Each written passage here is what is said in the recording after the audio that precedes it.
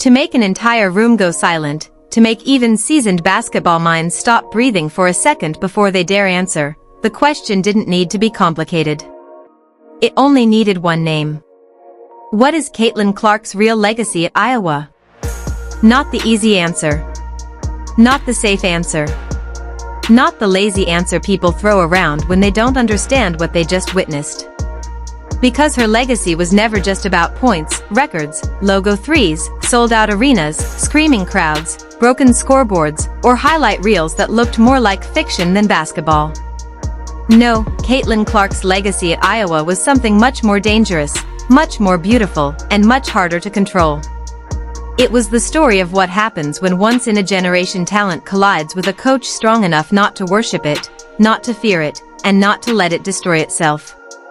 It was the story of a basketball mind moving so fast that ordinary systems couldn't hold it, of a competitor so obsessive she would rather burn out than slow down, and of a young woman whose greatness was so explosive that it threatened to consume not only opponents, but teammates, locker rooms, expectations, and even herself. Long before the world turned her into a phenomenon, before the cameras followed her every move and before arenas began to shake under the weight of her name, Caitlin Clark was a decision waiting to happen, and one phone call away from never becoming Iowa's story at all.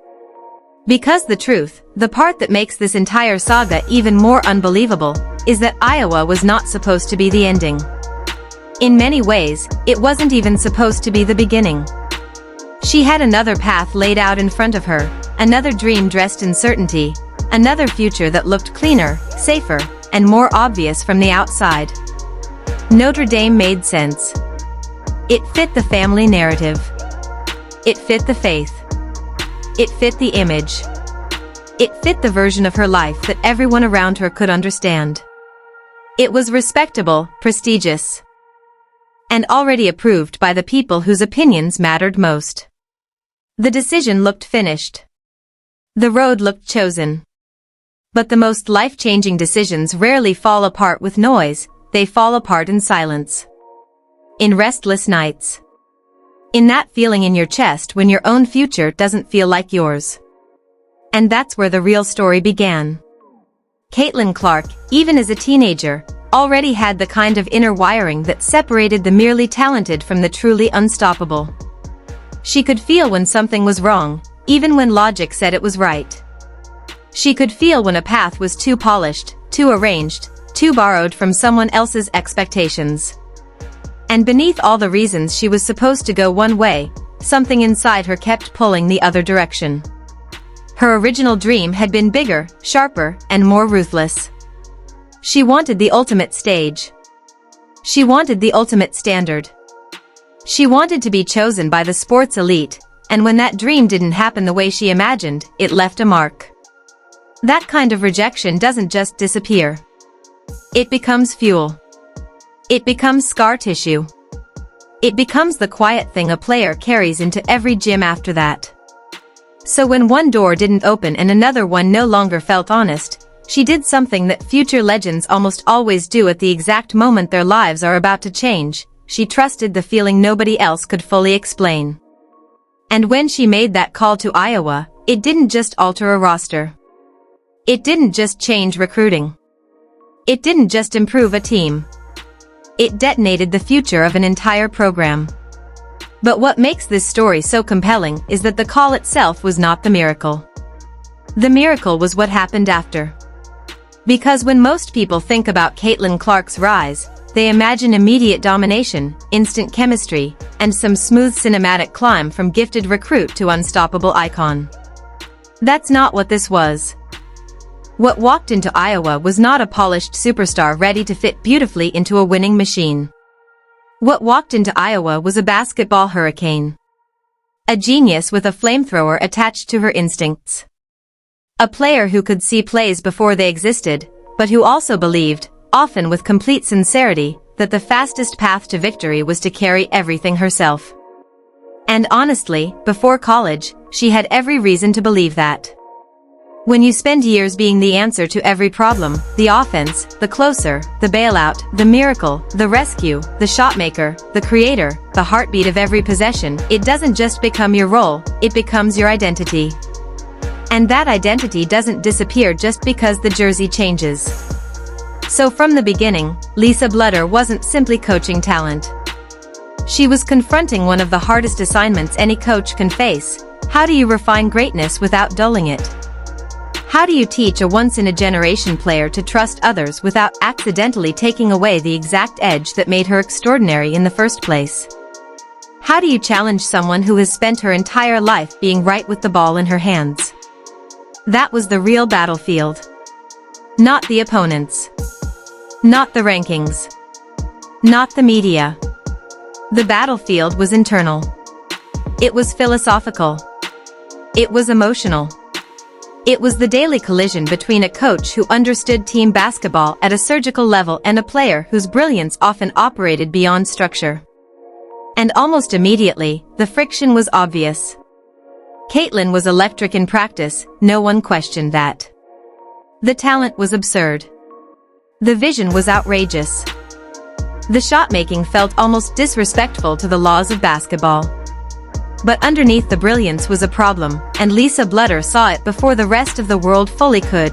Caitlin Clark did not naturally trust the people around her enough.